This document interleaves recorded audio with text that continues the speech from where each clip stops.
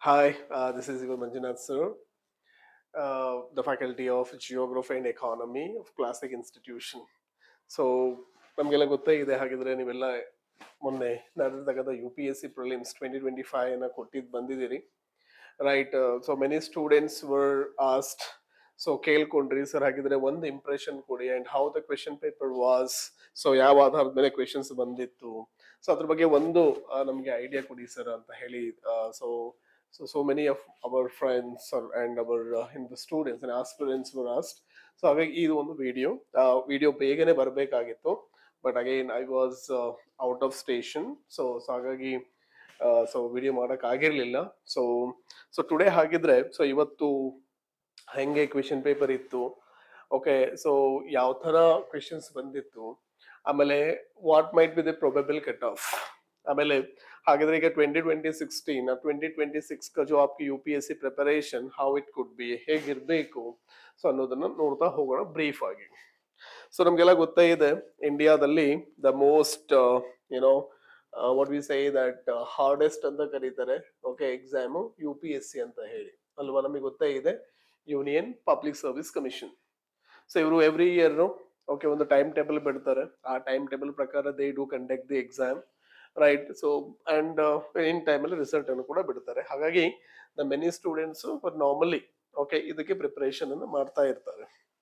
ಹಾಗಾಗಿ ಅದೇ ತರನಾಗಿ ಈ ವರ್ಷನೂ ಕೂಡ ಸೊ ನಿಮ್ಗೆ ಎಕ್ಸಾಮ್ ಅನ್ನ ಕಂಡಕ್ಟ್ ಮಾಡಿದ್ರು, ರೈಟ್? UPSC ಪ್ರಿಲಿಮ್ಸ್ ಅನ್ನ, ರೈಟ್? ಸೊ ಪ್ರಿಲಿಮ್ಸ್ ಅನ್ನು ಸುಮಾರು ಫಾರ್ ದ 979 ಪೋಸ್ಟ್ ಗಳಿಗೆ, ರೈಟ್? ಸೊ ಹಾಗಿದ್ರೆ ಈಗ ಹೇಳೋದಾದ್ರೆ, ಆಮೇಲೆ ಇನ್ನೊಂದು UPSC ನೇ ಯಾಕೆ ಮೆನಿ ಪೀಪಲ್ ಅಂತ ಅಂದ್ರೆ, it's like A Prestige in India and it's the most powerful indeed, ಅರ್ಥ ಆಯ್ತಲ್ವಾ? ಸೊ ಆಮೇಲೆ ಇನ್ನೊಂದು the people who do not have the back ground of money and other means, okay, ಅವ್ರಿಗೆ ಒಂದೇ ಇರ್ತಕ್ಕಂಥದ್ದು ನಾಲೆಜು. ಸೊ ನಾಲೆಜ್ ಮೂಲಕ the knowledge ಅನ್ನ bridge ಮಾಡಿಕೊಂಡು ಅಚೀವ್ ಮಾಡ್ತಕ್ಕಂಥ the biggest, okay, I believe that the biggest the powerful ಪೋಸ್ಟ್ಗಳು ಯಾವುದು ಅಂದ್ರೆ ಅದು ನಿಮ್ಮ civil servants, okay, civil services like bureaucrats ಆಗ್ತಕ್ಕಂಥದ್ದು, ಅರ್ಥ ಆಯ್ತಲ್ಲ? ಸೊ ಹಾಗಾಗಿ ಇಲ್ಲಿ ಓಕೆ ಅದು ಎಕ್ಸಾಮ್ ನಿಮ್ಗೆಲ್ಲ ಗೊತ್ತೇ ಇದೆ, ಪ್ರಿಲಿಮ್ಸ್ ಇದೆ, ಮೇನ್ಸ್ ಇದೆ, ಅಂಡ್ ದೆನ್ ಅಪ್ಕಿ ಇಂಟರ್ವ್ಯೂ ಇದೆ, ಸೊ ಗೊತ್ತೇ ಇರುತ್ತೆ ನಮ್ಗೆ. ಹಾಗೆ ಇದರಲ್ಲೇ ಈಗ ಸುಮಾರು may be 20 lakh, okay, 5 lakh, 10 lakh, right? So ಎಷ್ಟು ಕಾಲ್ ಫಾರ್ಮ್ ಬಂದಿದ್ರು ಕೂಡ ಸೊ ಏನ್ ಮಾಡ್ತಾರೆ ಅಂತಂದ್ರೆ, ಇಲ್ಲಿ ಪ್ರಿಲಿಮ್ಸ್ ಅಲ್ಲಿ ಒಳ್ಳೊಳ್ಳೆ ಕ್ಯಾಂಡಿಡೇಟ್ಸ್ ಔಟ್ ಆಗ್ತಾರೆ, ಅದಾದ ನಂತರ ಮೇನ್ಸ್ ಆದಂತ ದಟ್ ಒನ್. ಹಾಗೆ ರಿಲೇಟಿವ್ಲಿ ಮೇನ್ಸ್ ಈಸಿ ಇರುತ್ತೆ, ಅದು ನೋಡೋಣ ಆಮೇಲೆ. ಆದ್ರೆ ಇಲ್ಲಿ ಸೊ ಹಾಗಿದ್ರೆ ಪ್ರಿಲಿಮ್ಸ್ ಎವ್ರಿ ಇಯರ್ ಕಂಡಕ್ಟ್ ಮಾಡಿದಾಗ ಈ ವರ್ಷನೂ ಕೂಡ ಕಂಡಕ್ಟ್ ಮಾಡಿದ್ರು. ಆಮೇಲೆ UPSC ಅಂತ ಅಂದ್ರೆ ಏನಂತಂದ್ರೆ, usually we call it as unpredictable public service commission. Similarly ಈ ಸಾರಿನೂ ಕೂಡ ಕೆಲವೊಂದು questions the pattern they change, okay.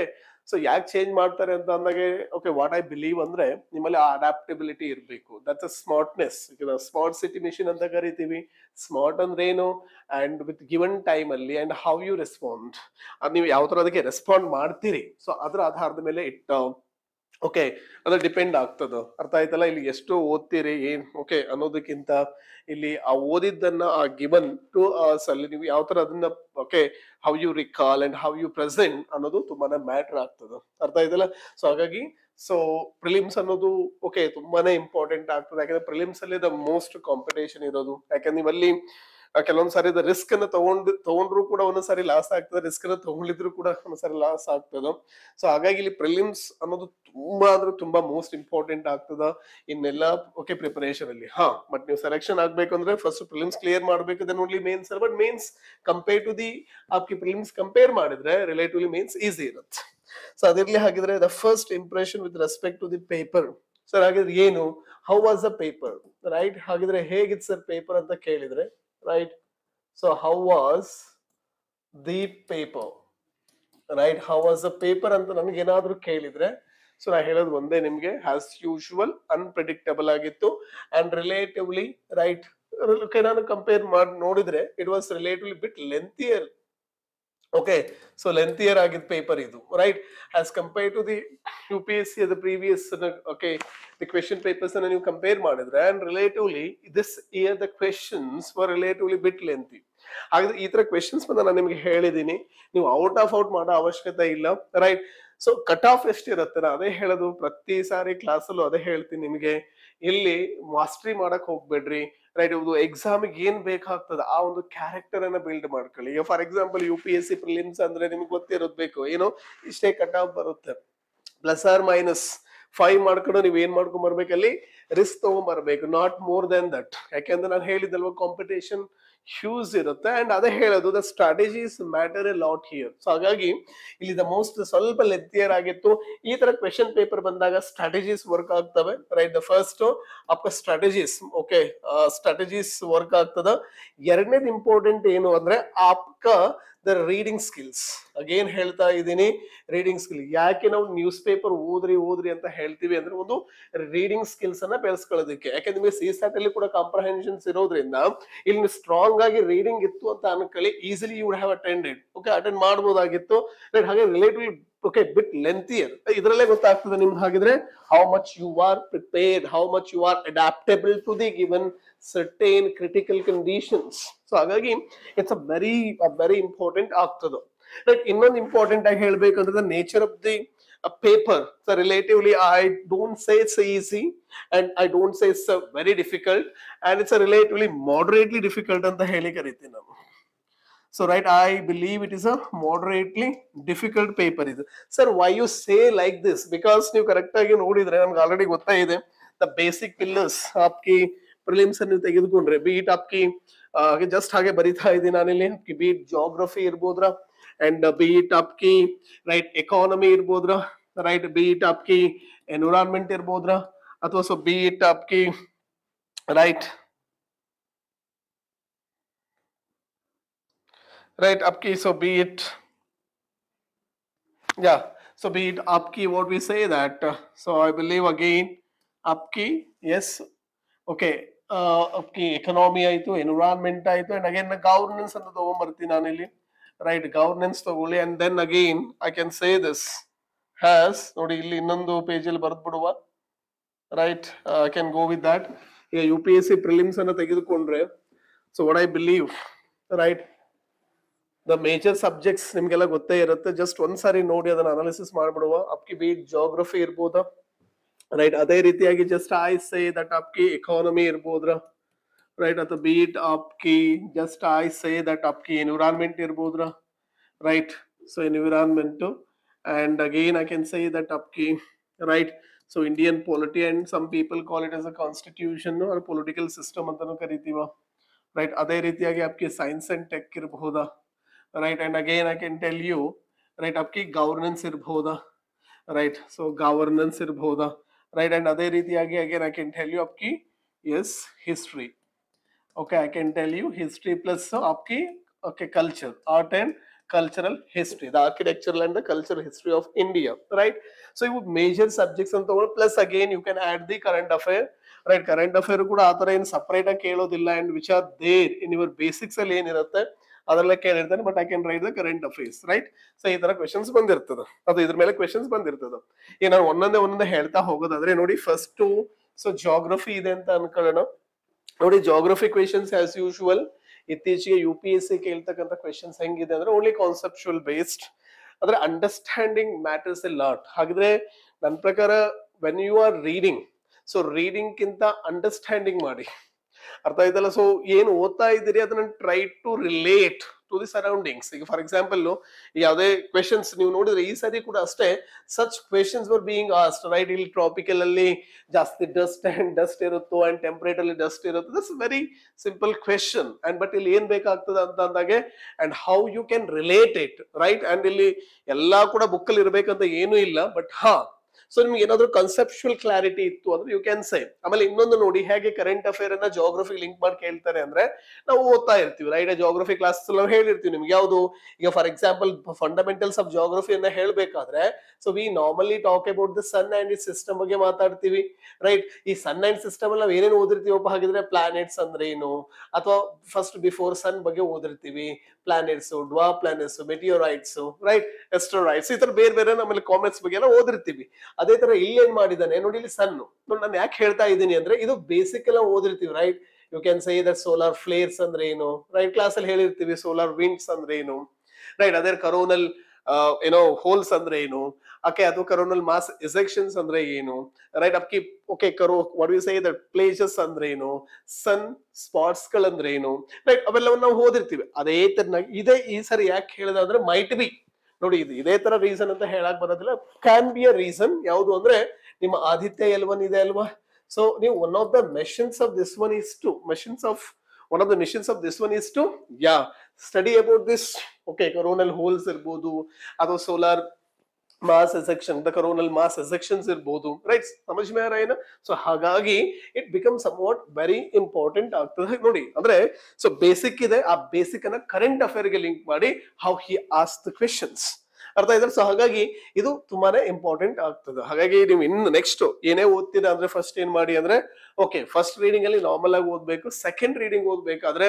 Try to understand, try. ಆಮೇಲೆ ಇನ್ನೊಂದು, geography is such a subject and if you have command over the physics, ಅಂದ್ರೆ physics ಅಂದ್ರೆ 100% physics ಅಂತ ಹೇಳ್ತಾ ಇಲ್ಲ ನಾನು, and if you have that much the basic concepts of the science, ಅದು physics ಬಗ್ಗೆ ಕಾನ್ಸೆಪ್ಟ್ ಇತ್ತು ಅಂದ್ರೆ you would have attended the questions. ಕೆಲವೊಂದು ದ ಮ್ಯಾಪ್ ಬೇಸ್ಡ್ ಕ್ವೆಶನ್ಸ್ ಅಲ್ಲಿ ಕೆಲವೊಂದು the very difficult, right. So ಎಲ್ಲವೂ ಕೂಡ ಎಲ್ರಿಗೂ ಗೊತ್ತಿರ್ಲಿಕ್ಕೆ ಆಗೋದಿಲ್ಲ. ಹಾಗೆ ಅಂತ ಕ್ವೆಶನ್ಸ್ ಅನ್ನೋದ್ರೆ ಯು ಹ್ಯಾವ್ ಟು ಲಿವ್ ಯಾರ್. ಯಾಕೆ ನಾನು ಹೇಳ್ತಾ ಇರೋದೇನಿಲ್ಲಿ, you are not here to get out of out, 190, 160, 120 not required, right, and just you need to get 85+ and indeed. So ಅಷ್ಟೇ ಬೇಕಾಗ್ತದೆ ಇಲ್ಲಿ. ಆ ರೀಸನ್ ಹೇಳ್ತಾ ಇರೋದು, ಒಂದು ಪ್ಲಾನ್ ಮಾಡ್ಕೋಬೇಕಾಗ್ತದೆ ನೀವು. ಹಾಗಾದ್ರೆ ಫಸ್ಟ್ ಯಾವ ಕ್ವೆಶನ್ ಅಟೆಂಡ್ ಮಾಡಬೇಕು, ಅದು ಯಾವ ಟಾಪಿಕ್ ಇಂದು, ಕ್ಲಿಯರ್.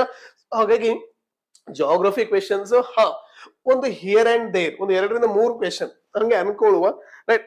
ಬಿಟ್ರೆ ಇನ್ನು ಉಳಿದ ಕ್ವೆಶನ್ಸ್ ಹೆಂಗಿತ್ತು ಅಂದ್ರೆ ಕಾನ್ಸೆಪ್ಚುಯಲ್ ಬೇಸ್ಡ್, ಅಂಡ್ ಯಾರಾದ್ರೂ ಕಾನ್ಸೆಪ್ಚುಯಲ್ ಸ್ಟ್ರಾಂಗ್ ಇದ್ದಿದ್ದೆ ಆದ್ರೆ you would have attended the questions, right. ನೋಡೋಣ ಹಾಗಿದ್ರೆ ಮತ್ತೆ ನೆಕ್ಸ್ಟ್ ಬರುತ್ತೆ ಕ್ಲಾಸ್ ಅಲ್ಲಿ UPSC ಕ್ವೆಶನ್ ಪೇಪರ್ ಅನ್ನ ತಗೊಂಡು ಬೇಕಾದ್ರೆ ವಿ ವಿಲ್ ಅನಲೈಸ್, ಅರ್ಥ ಆಯ್ತಲ್ವಾ.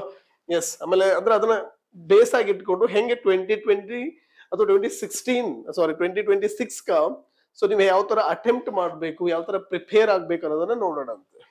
ನೆಕ್ಸ್ಟ್ ಬರ್ತದ ಇನ್ನೊಂದು ಮೋಸ್ಟ್ ಇಂಪಾರ್ಟೆಂಟ್ ಸಬ್ಜೆಕ್ಟ್, ಎಕಾನಮಿ.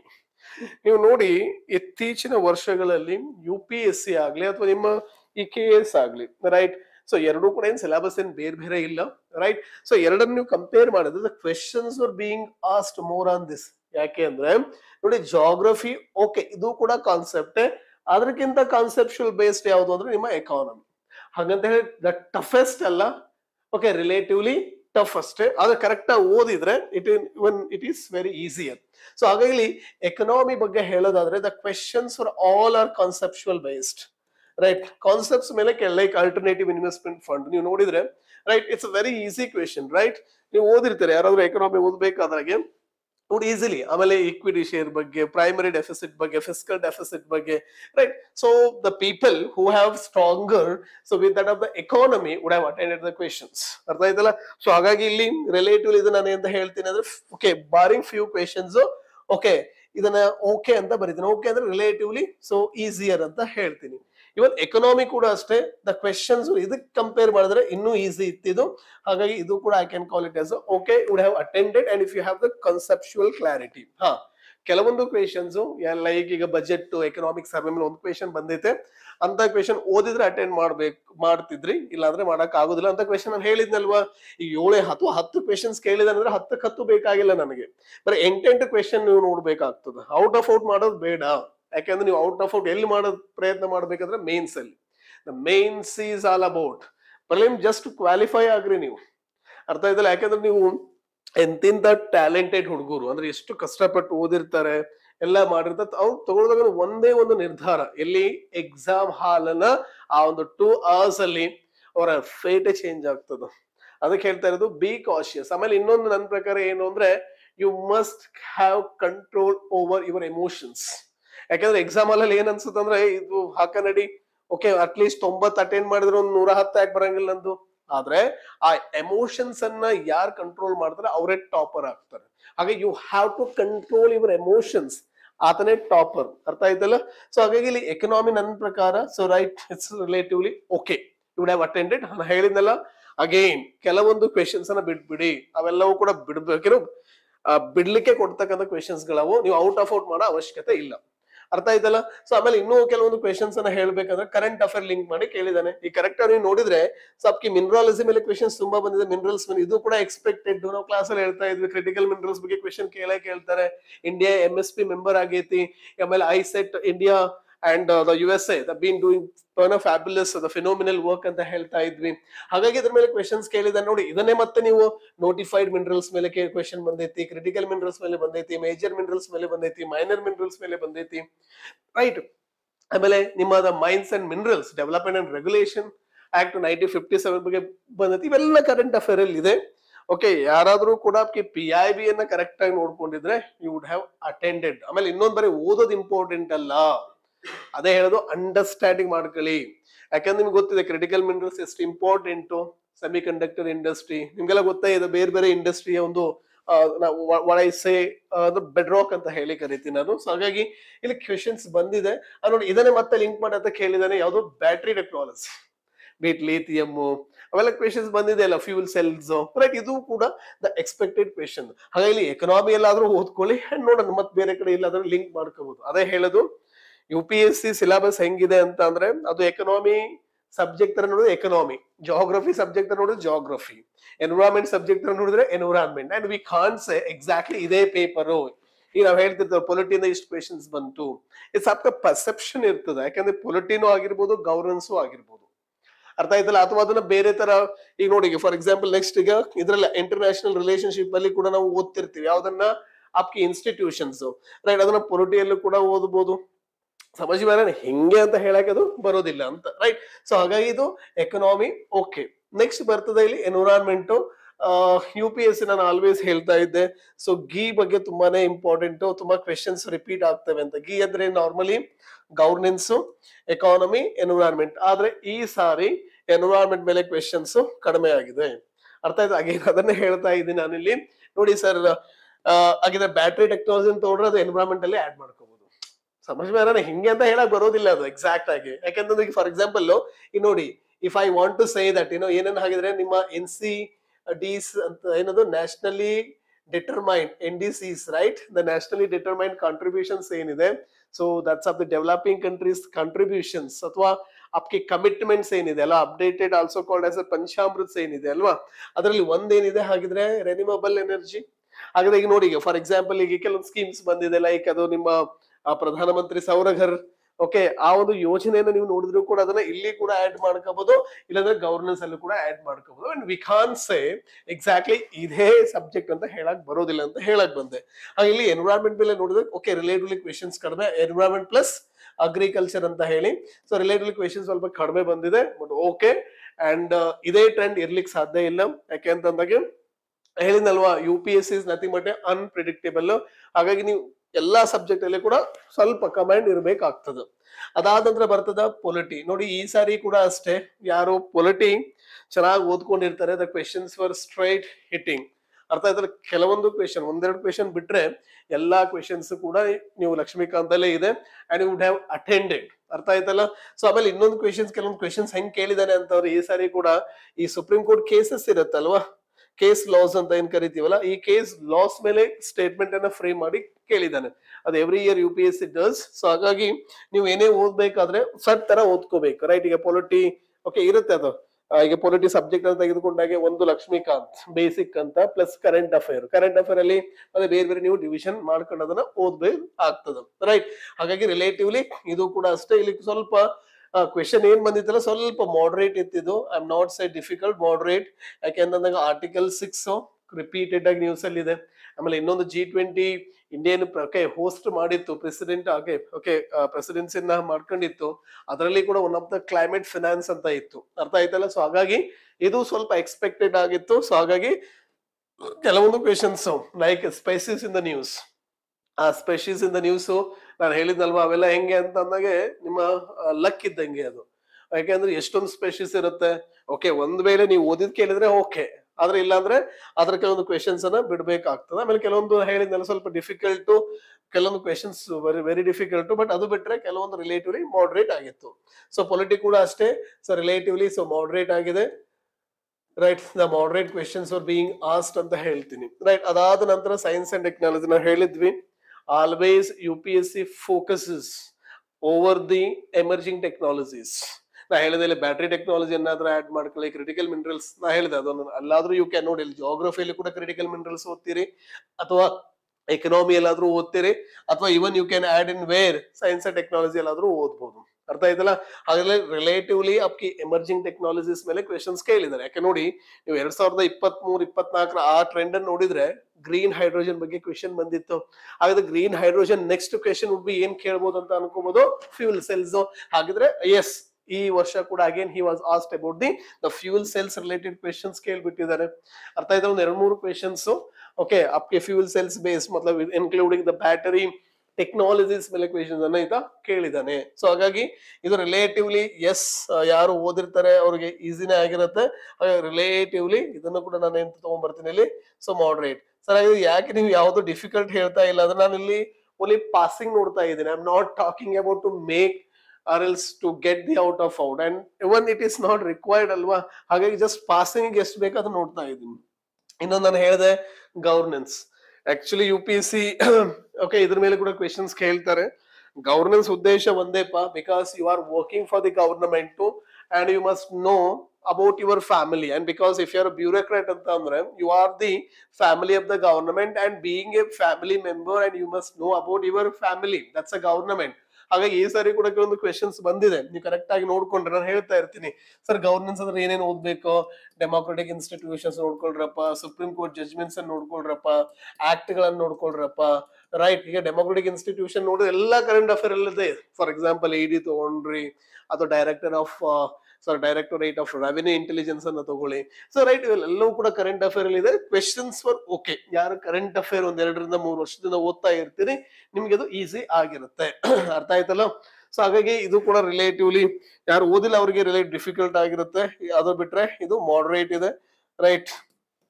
ಕೆಲವೊಂದು question like national Gokul mission, right, ಇದೆಲ್ಲ ಕೂಡ ನೋಡ್ಕೊಂಡಿರ್ತೀರಿ. ನಾನು ಅದನ್ನ ಗವರ್ನೆನ್ಸ್ ಅಲ್ಲಿ ಹಾಕ್ತೀನಿ. ಸ್ಕೀಮ್ಸ್ ಇರ್ಬೋದು, ಪ್ರೋಗ್ರಾಮ್ಸ್ ಇರ್ಬೋದು, ಆಕ್ಷನ್ ಪ್ಲಾನ್ಸ್ ಇರ್ಬೋದು, ಅಜೆಂಡಾಸ್ ಇರ್ಬೋದು, right. And like this, and acts ಗಳಿರ್ಬೋದು, ಸುಪ್ರೀಂ ಕೋರ್ಟ್ ಜಜ್ಮೆಂಟ್ಸ್ ಗಳಿರ್ಬೋದು, ಕಮಿಟೀಸ್ ಇರ್ಬೋದು, ಎಲ್ಲ ಕೂಡ ನಾವೆಲ್ಲಿ ಓದಿರ್ತೀವಿ ಅಥವಾ ಎಲ್ಲಿ ಹೇಳಿರ್ತೀವಿ ಕ್ಲಾಸ್ ಅಲ್ಲಿ ಗವರ್ನೆನ್ಸ್ ಅಲ್ಲಿ ಓದ್ಬೇಕಂತ ಬರ್ಸಿರ್ತೀವಿ, ರೈಟ್.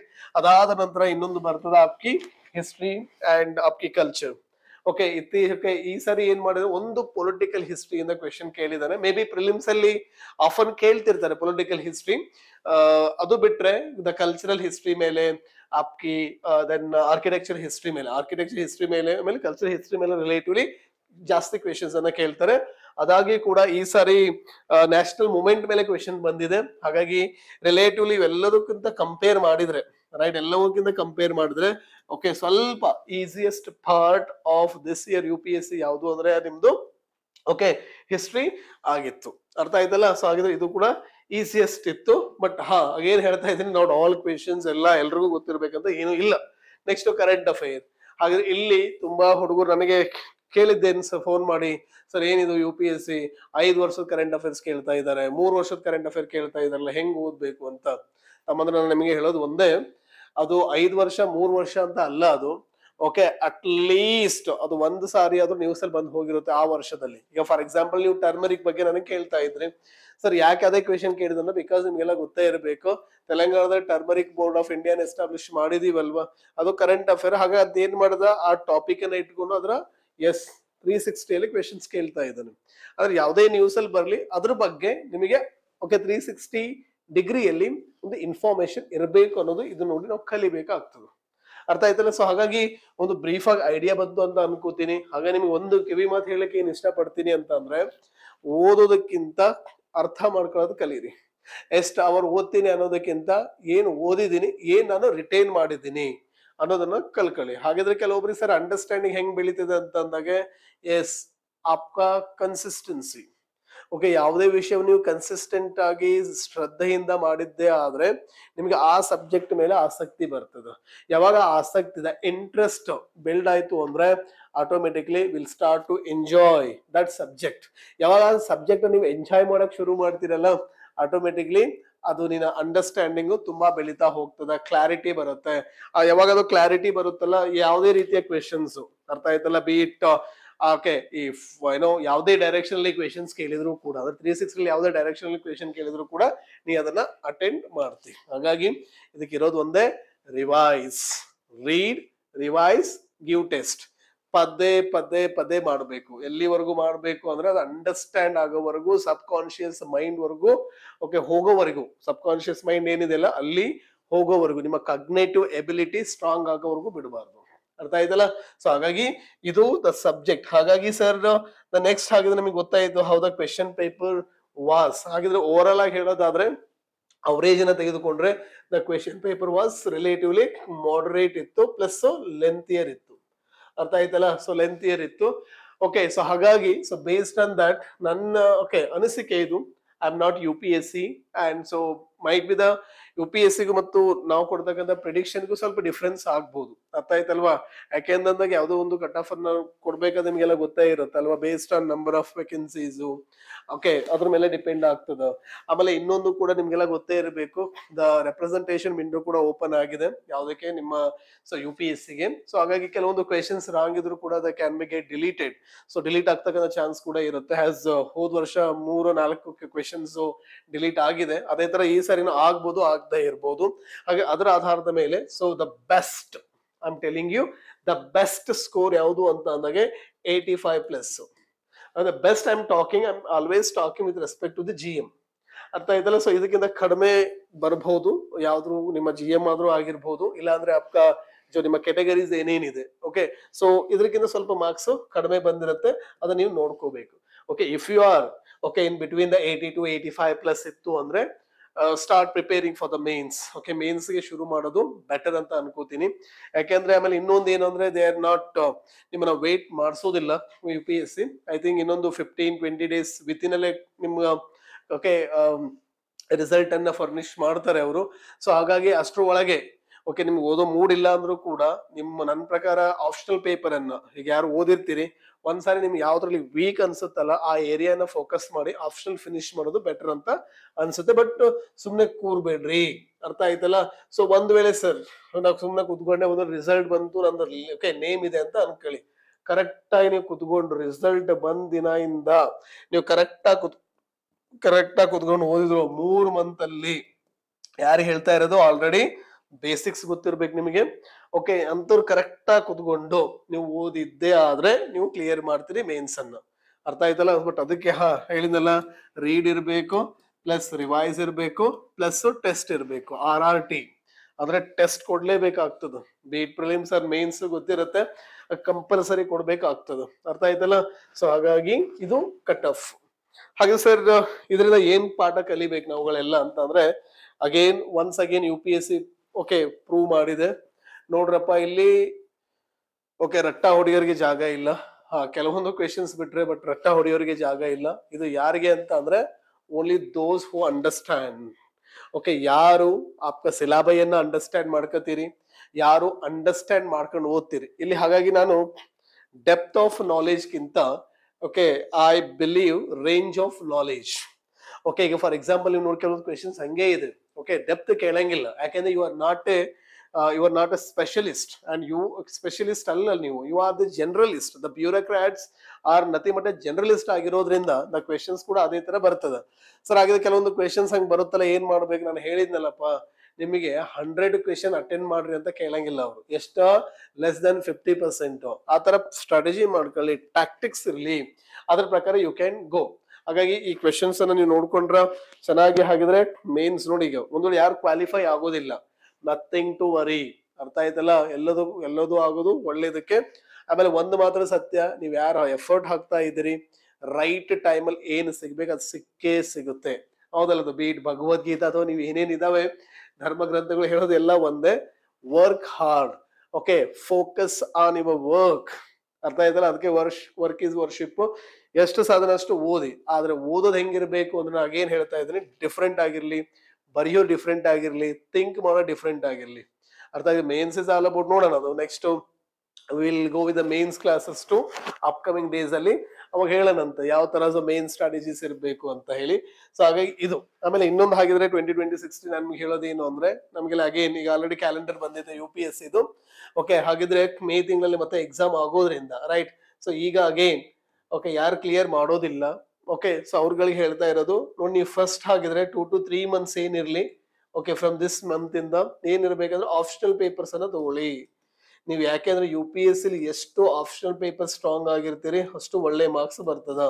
ಯಾಕೆಂದ್ರೆ ನೀವು GS ಪೇಪರ್ಸ್ ಅಲ್ಲಿ ಸ್ಕೋರಿಂಗ್ ಎಷ್ಟೇ ಚೆನ್ನಾಗಿ ಬರೆದ್ರು ಅದು ಇರುತ್ತೆ, ಅದು ಲಿಮಿಟೇಷನ್ಸ್ ಇರುತ್ತೆ, ಅದು ಕಡಿಮೆ. ಹಾಗಾಗಿ ನಿಮ್ಮ ಸೆಲೆಕ್ಷನ್ ಓಕೆ ಡಿಪೆಂಡ್ ಆಗದೆ ಈ ನಿಮ್ಮ ಆಪ್ಷನಲ್ ಪೇಪರ್ಸ್ ಮೇಲೆ. ಹಾಗಾಗಿ ಎಷ್ಟು ಸಾಧ್ಯನ ಅಷ್ಟು ಓದ್ರಿ, ಅಂಡರ್ಸ್ಟ್ಯಾಂಡ್ ಮಾಡ್ಕೊಳ್ಳಿ ಬಿಫೋರ್. ನೋಡಿ ಅದೇ ಹೇಳೋದು, ಅಂಡರ್ಸ್ಟ್ಯಾಂಡಿಂಗ್ ಅದಾದ ನಂತರ ಪ್ರೆಸೆಂಟೇಶನ್ ಮಾತ್ರ. ಅಗೇನ್ ಅದೇ ಹೇಳ್ತಾ ಇದ್ದೀನಿ. ಓಕೆ, ತುಂಬಾ ಜನ ಸ್ಟೂಡೆಂಟ್ಸ್ ಹೇಳ್ತಾರೆ, ಕೆಲವೊಬ್ರು ಇಂಟರ್ವ್ಯೂ ಹೋದ್ರಿ ಈ ಸಾರಿ ಬಟ್ ಸೆಲೆಕ್ಟ್ ಆಗ್ಲಿಲ್ಲ ನಮ್ಮ ಸ್ಟೂಡೆಂಟ್ಸ್ ಗಳೇ. ಬಟ್ ಸರ್ ರೀಸನ್ ಓಕೆ ನಾವು ಅನಾಲಿಸಿಸ್ ಮಾಡಿದಾಗ ಓಕೆ ಗೊತ್ತಾಗೋದು ಏನು ಅಂದ್ರೆ ಪ್ರೆಸೆಂಟೇಶನ್. ಅದಕ್ಕೆ ಹೇಳೋದು ನೋಡಿ, ಈಗ ಇವ್ಯಾಲ್ಯುವೇಟರ್ಗೆ ಏನು ಗೊತ್ತಿರಂಗಿಲ್ಲ, ನೀ ಎಷ್ಟು ಅವರ್ ಓದಿ ಎಷ್ಟು ವರ್ಷದಿಂದ ಓದ್ತಾ ಇದಿ, ಅವ್ರಿಗೆ ಗೊತ್ತಾಗೋದು ಒಂದೇ, ಏನ್ ಬರ್ದಿ ಹೆಂಗ್ ಬರ್ದಿ. ಹೌದಲ್ಲ, ಈಗ 10 ಪೇಪರ್ ಚೆಕ್ ಮಾಡ್ತಾ ಇರ್ತಾರೆ, 10 ಪೇಪರ್ ಅಲ್ಲಿ ನಿಂದು 8th ಪೇಪರ್ ಇದೆ, ಆ 8th ಪೇಪರ್ ಎಲ್ಲ ಈ ಒಂದು ಏಕೆ ಹಿಂದೆ ಮುಂದೆ ಇರತಕ್ಕಂತಹ ಪೇಪರ್ಸ್ ಗಿಂತ ಡಿಫ್ರೆಂಟ್ ಆಗಿ ಕಾಣ್ತೇವೆ ಅನ್ಕೊಳ್ಳಿ, they will definitely give 1 marks extra. Just imagine ಮಾಡ್ಕೊಳ್ಳಿ, ಒಂದು ಕ್ವೆಶನ್ಗೆ ಒಂದು ಆನ್ಸರ್ಗೆ 1 ಮಾರ್ಕ್ಸ್ ಅಂದ್ರೆ 20 ಕ್ವೆಶನ್ ಅಂತ ಇಟ್ಕೊಳ್ಳಿ, ಎಷ್ಟಾಯ್ತು 20 ಮಾರ್ಕ್ಸ್. ಹಾಗೆ 20 into 7 ಮಾಡ್ರಿ, ಎಷ್ಟಾಯ್ತು 140 ಮಾರ್ಕ್ಸ್. 140 ಮೀನ್ಸ್ UPSC ಲಿ ಹ್ಯೂಜ್, ತುಂಬಾ ಡಿಫ್ರೆನ್ಸ್ ಮಾಡ್ತದ. ಸೊ ಅದಕ್ಕೆ ಹೇಳ್ತಾ ಇರೋದು ನಾನು. ಸೊ ಹಾಗಾಗಿ ಆ 1 ಮಾರ್ಕ್ಸ್ಗೆ ನೋಡಿ, ಇನ್ನೊಂದು ನನ್ನ ಪ್ರಕಾರ ಜನರಲ್ ಆಗಿ ಎಲ್ರಿಗೂ ಒಂದೇ ತರ ಮಾರ್ಕ್ಸ್ ಇರುತ್ತೆ. ಈಗ ನೀವು ನೋಡಿದ್ರೆ ಯಾರು ಸೆಲೆಕ್ಷನ್ ಆಗಿದ್ದಾರೆ ಯಾರು ಸೆಲೆಕ್ಷನ್ ಆಗಿಲ್ಲ, ಕಟ್ ಆಫ್ ಗೆ ಅವ್ರಿಗೂ ಇರೋದು 2 ರಿಂದ 3 ಮಾರ್ಕ್ಸ್ ಅಷ್ಟೇ ಡಿಫ್ರೆನ್ಸ್, ರೈಟ್?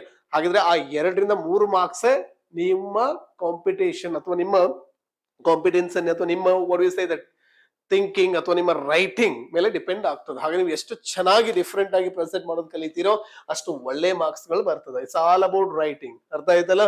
ಸೊ ಹಾಗಾಗಿ ಆಪ್ಷನಲ್ ಪೇಪರ್ಸ್ ಅನ್ನು ನೀವು ಮಾಡಬೇಕು. ಅದಾದ ನಂತರ ನಿಮ್ದು ಏನಿದೆ ಅಲ್ವಾ, ಮತ್ತೆ 3 months ನೀವು ಪ್ಲಾನ್ ಮಾಡ್ಕೋಬೇಕು. Next you can go for the okay subjects ಅನ್ನು ಚೆನ್ನಾಗಿ ಅಂಡರ್ಸ್ಟ್ಯಾಂಡ್ ಮಾಡ್ಕೊಂಡು ಓದ್ಬೇಕು. ಅದಾದ ನಂತರ ಲಾಸ್ಟ್ 3 months ಏನಿರುತ್ತೆ ಎಕ್ಸಾಮ್ ಗಿಂತ ಲಾಸ್ಟ್ 3 months ಬೇಟ್ ಮಾರ್ಚ್ ಏಪ್ರಿಲ್, ಓಕೆ, ಅಥವಾ ಈ 3 months ಏನಿದೆ ಇಲ್ಲಿ ಏನ್ ಮಾಡ್ಬೇಕು, ಜಸ್ಟ್ ರೀಡಿಂಗ್.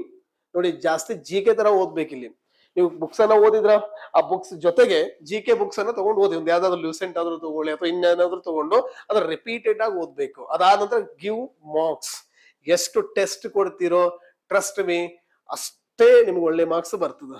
ಯಾಕೆಂದ್ರೆ ನನ್ನ ಪ್ರಕಾರ ಈಗ ನೋಡಿ, ಒಂದು ಪೋಸ್ಟ್ ಇದೆ ಅಂತ ಅಂದಾಗ ಇದು ಎಲ್ಲಿವರೆಗೂ ನಿಮ್ದಾಗಲ್ಲ ಅಂದ್ರೆ ಓಕೆ ಅದಕ್ಕೆ ಬೇಕಾಗಿರ್ತಕ್ಕಂಥ ಇಂಗ್ರೀಡಿಯೆಂಟ್ಸ್ ನೋಡಿ, ಬಿಗ್ ಅಥವಾ ಒಂದು ಬೆಸ್ಟ್ ಬಿರಿಯಾನಿ ಯಾವಾಗ ಆಗ್ತದೆ ಅಂದ್ರೆ ಅದಕ್ಕೆ ಎಲ್ಲಾ ಇಂಗ್ರೀಡಿಯೆಂಟ್ಸ್ ಇದ್ದಾಗ, ಅದೇ ತರ ಒಂದು ನಿಮ್ಗೆ ಆ ಪೋಸ್ಟ್ ಸಿಗ್ಬೇಕು ಅಂತ ಅಂದ್ರೆ ಅದಕ್ಕೆ ಏನ್ ರಿಕ್ವೈರ್ಮೆಂಟ್ ಇದೆ ಅವೆಲ್ಲವನ್ನ ಮಾಡ್ಬೇಕು. ಅಂದ್ರೆ ಫಸ್ಟ್ ಏನಪ್ಪಾ, ರೀಡ್ ಮಾಡು, ಆಮೇಲೆ ಏನ್ ಮಾಡಪ್ಪ, ಅಂಡರ್ಸ್ಟ್ಯಾಂಡ್ ಮಾಡ್ಕೋ, ಆಮೇಲೆ ಏನ್ ಮಾಡಪ್ಪ, ರಿವೈಸ್ ಮಾಡು, ಆಮೇಲೆ ಏನ್ ಮಾಡಪ್ಪ, ಟೆಸ್ಟ್ ಕೊಡು. ಇದೆ ಸಿಂಪಲ್. ಇದು ಕಂಟಿನ್ಯೂಸ್ ಪ್ರೊಸೆಸ್ ಆಗಿರ್ಬೇಕು. ಯಾರು ಇದನ್ನ ಮಾಡ್ತೀರಿ ಖಂಡಿತ ನೀವು ಏನ್ ಅನ್ಕೊಂತೀರಿ ಅದು ಆಗ್ತೀರಿ. ಹಾಗೆ ಇನ್ನೊಂದ್ ಏನ್ ಆಗಿದ್ರೆ ಈ ಸರಿ ಆಗ್ಲಿ ಅಂತ ವರಿ ಪಡ್ಕೊಬಿಟ್ಟು, ನಾನು ಹೇಳಿದ್ನಲ್ವಾ, ಯಾರ್ಯಾರ ಟೈಮ್ ಯಾವಾಗ ಬರ್ಬೇಕು ಅವಾಗ ಬಂದೇ ಬರ್ತದ. ಆದ್ರೆ ಇದು ಯಾರಿಗ ಅಪ್ಲೈ ಆಗ್ತದ, ಯಾರು ಸಿನ್ಸಿಯರ್ ಆಗಿ ಆನೆಸ್ಟ್ ಆಗಿ ಡಿಸಿಪ್ಲಿನ್ಡ್ ಆಗಿ ಕೆಲಸ ಮಾಡ್ತಾ ಇದ್ರಿ. ಅಂದ್ರೆ ಕೆಲಸ ಅಂದ್ರೆ ಏನು, ಓದೋದು, ಇವೇ ಇದೇ ಕೆಲಸ ಆಗಿರ್ಬೇಕು ನಿಮ್ದು. ಆಮೇಲೆ ತಲೆಯಲ್ಲಿ ಇದು ಬಿಟ್ಟು ಬೇರೆ ಏನೂ ಇರಬಾರ್ದು. ನೀವೇನಾದ್ರೂ ಈ ಡೆಲ್ಲಿಗಿಲ್ಲಿ ಹೋದ್ರೆ ರೈಟ್, ಅಲ್ಲಿ ಆ ಮೈಂಡ್ ಸೆಟ್ ಹಂಗೆ ಇರುತ್ತೆ ಅಲ್ಲಿ, ಅರ್ಥ ಆಯ್ತಲ್ಲ? ಅವ್ರ ತಲೆಯಲ್ಲಿ ಎಸ್ ಕರೆಂಟ್ ಅಫೇರ್ ಏ ನಹಿ ಪಡ, ಏ ನಹಿ ಪಡ, ಏ ಪಡ್ನಾ ಹೇ, ಏ ಪಡ್ನಾ, ಇದೇ ಇರುತ್ತೆ, ಅರ್ಥ ಆಯ್ತಲ್ಲ? ಹಂಗೆ ಆಗ್ಬೇಕು. ನೀವು ನೋಡಿದವ್ರು ಹುಚ್ಚ ಅನ್ಬೇಕು ನಿಮಗೆ. ನೀವು ನೋಡಿ, ಇನ್ನೊಂದೇನು ಅಂತಂದ್ರೆ ಬೇರೆಯವ್ರು ನಿಮ್ಗೆ ಹುಚ್ಚ ಅಂತ ಇದಾರೆ ಅಂದ್ರೆ ಯು ಆರ್ ರೈಟ್ ಅಂತ. ಬೇರೆ ಯಾರು ನಿನ್ನ ಹೊಗಳ್ತಿದ್ದಾರೆ ಅಂತ ಅಂದ್ರಾಗೆ yes you are doing some mistake ಅಂತ, ಹೌದಲ್ಲ? ಈಗ ಸೇವಿಂಗ್ ಮಾಡೋರಿಗೆ ಜನ ಏನಂತ ಕರೀತಾರೆ, ಜಿಪುಣ ಅಂತಾರೆ, ಹೌದಲ್ಲ? ಸೇವಿಂಗ್ ಮಾಡೋದು ಒಳ್ಳೇದು, ಆದ್ರೆ ಜನ ಏನಂತ ಕರೀತಾರೆ, ಜಿಪುಣ ಅಂತಾರೆ. ಯಾರು ಜಾಸ್ತಿ ಖರ್ಚು ಮಾಡ್ತಾರಲ್ಲ ಅವ್ರಿಗೆ ಏನಂತ ಕರೀತಾರೆ, ಏನಪ್ಪ ಏನು ದಾನ ಶೂರ ವೀರಕರ್ಣ ಅಂತ ಕರೀತಾರೆ ಇಲ್ರಿ? ಕರೀತಾರೆ, ಹೌದಲ್ಲ? ಸೊ ಹಾಗಾಗಿ ಅದಕ್ಕೆ ಹೇಳ್ತಾ ಇರೋದು ಏನೋ ಫೋಕಸ್ ಆನ್ ಯುವರ್ ವರ್ಕ್, ಅರ್ಥ ಆಯ್ತಲ್ಲ? ಸೊ ಖಂಡಿತ ಯು ವಿಲ್ ಅಚೀವ್. ಹಾಗಾಗಿ ಈ ಅಪ್ಕಮಿಂಗ್ 2026 ಏನಿದೆ ಅಲ್ವಾ, so the new courses are also available in the classic institution. Okay, and our team, we have experienced faculties. Okay, so you can join. Okay, thank you. ಆಮೇಲೆ ಏನೇ ನಿಮಗೆ inquiry ಇತ್ತು ಅಂತಂದ್ರೆ so you can contact us. Okay, so thank you and thank you so much.